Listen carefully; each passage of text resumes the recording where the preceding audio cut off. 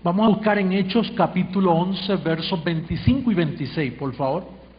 Dice el verso 25: después fue Bernabé a Tarso para buscar a Saulo, y hallándole le trajo a Antioquía. Y se congregaron allí todo un año con la iglesia, y enseñaron a mucha gente. Y a los discípulos se les llamó cristianos por primera vez en Antioquía. El Espíritu de Dios ocultó esa palabra de que le llamaran a Pedro y a los 11 cristianos. Ellos no eran cristianos. Solo cuando vieron a Pablo y a Bernabé enseñar, dice, mira, por primera vez, diga por primera vez. Por primera vez se le llamó cristianos. Quiere decir, hermanos, que el único cristiano que registra la Biblia fue Pablo. Primera carta a Timoteo, capítulo 1, por favor. Capítulo 1, verso 16. Pero por esto fui recibido a misericordia, para que Jesucristo mostrase en mí, el primero, toda su clemencia, para ejemplo de los que habrían de creer en Él para vida eterna. Entonces, Pablo dice que Él fue el primero que Él escogió para ejemplo de los que heredan la vida eterna.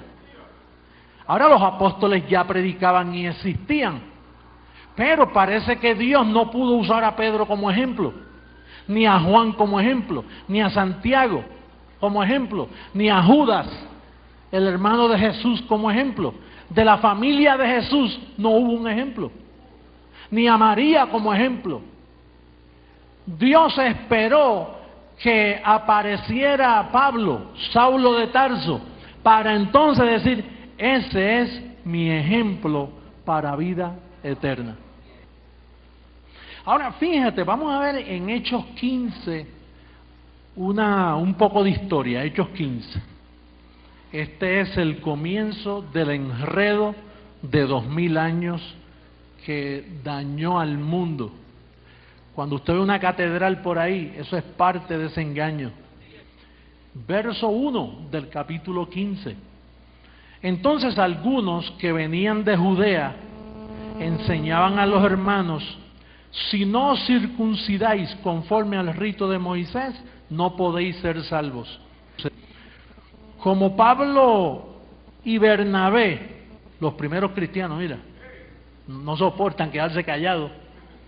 Los primeros cristianos dijeron, como Pablo y Bernabé tuviesen una discusión y contienda, no pequeña. Oye, estaban levantando la voz, nosotros contendemos a veces. Dice, se dispuso que subiesen Pablo y Bernabé a Jerusalén. Y algunos otros de ellos a los apóstoles y a los ancianos para tratar esta cuestión. O sea, vamos a tratar eso, sí, para ser salvo hay que ir donde un rabino, hay que ir donde un judío para que nos circunciden.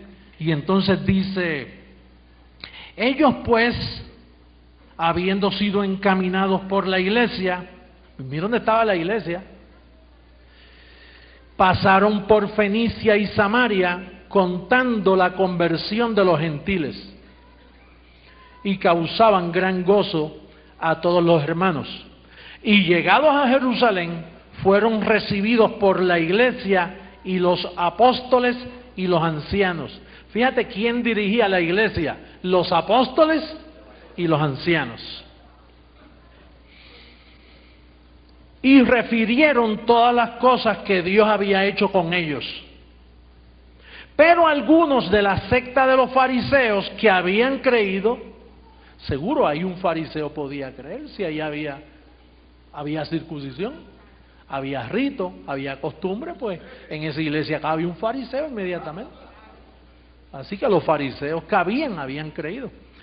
Diciendo, es necesario circuncidarlos y mandarles que guarden la ley de Moisés, a los gentiles que habían creído. Y se reunieron los apóstoles y los ancianos para conocer este asunto. Hermano, esto no es cualquier asunto. De aquí es que nacen los 2000 años de engaño, de esta reunión que hubo en Jerusalén.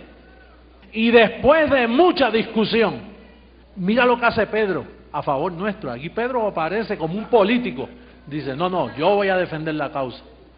Entonces dice Pedro se levantó y les dijo, varones hermanos, vosotros sabéis cómo ya hace algún tiempo que Dios escogió que los gentiles oyesen por mi boca la palabra del Evangelio y creyesen.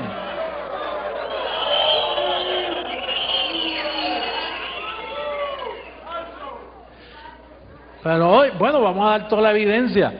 Y Dios, que conoce los corazones, les dio testimonio dándoles el Espíritu Santo, lo mismo que a nosotros los judíos.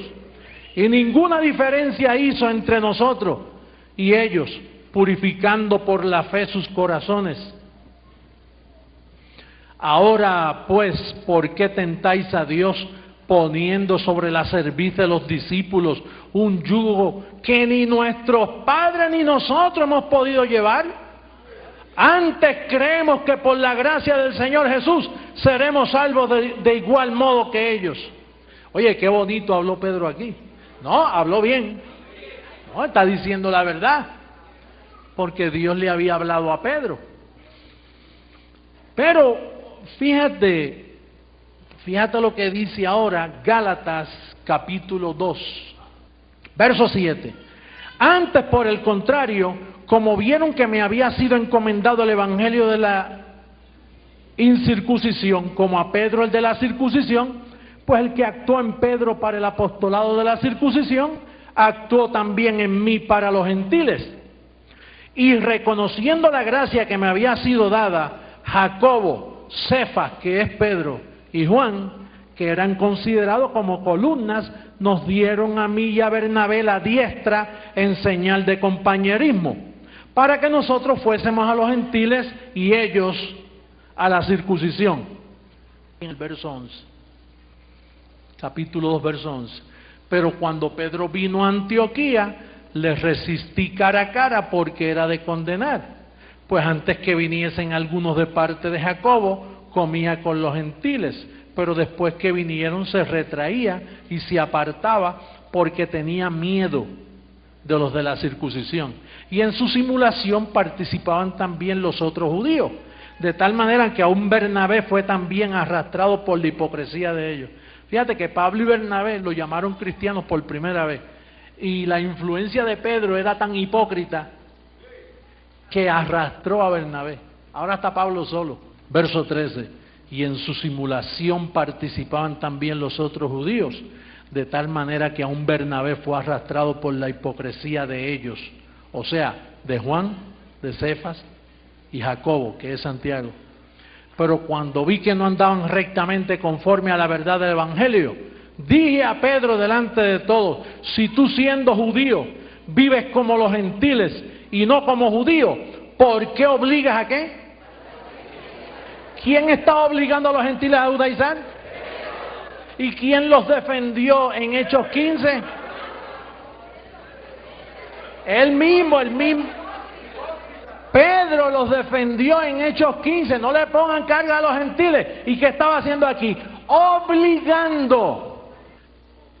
Apóstol, ¿y por qué? Porque Pedro no era cristiano. Un cristiano no obliga a nadie a comportarse como judío. ¿Y qué dice en Gálatas 5.2? 5.2. He aquí yo, Pablo, ¿cómo se identifica? He aquí yo, Pablo, os digo que si os circuncidáis, de nada os aprovechará Cristo.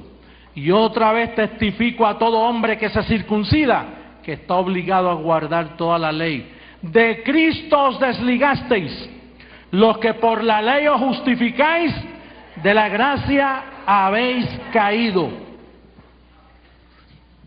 ¿Y qué conclusión podemos llegar? Pues que hemos sido engañados